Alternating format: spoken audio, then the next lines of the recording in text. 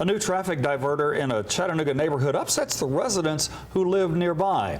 The city says it's all part of a traffic study to make the area safer. However, some residents say they're worried about more than just an inconvenience if it were to become permanent. News Channel 9's Hannah Lawrence shows us how it's working. Residents say they've seen a lot fewer cars come down Mayfair Avenue since this was put up, but now they're questioning whether or not they want it to stay.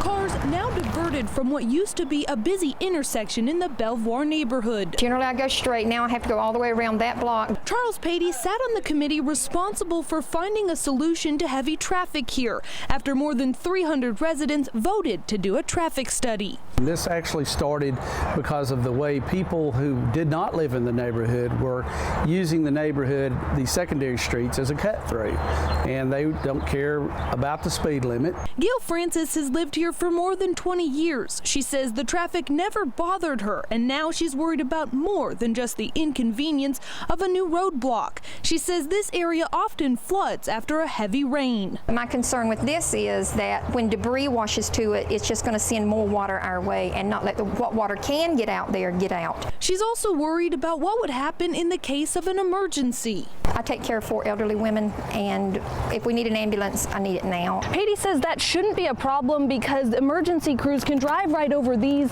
and the poles are designed to bend over if an emergency crew needs through.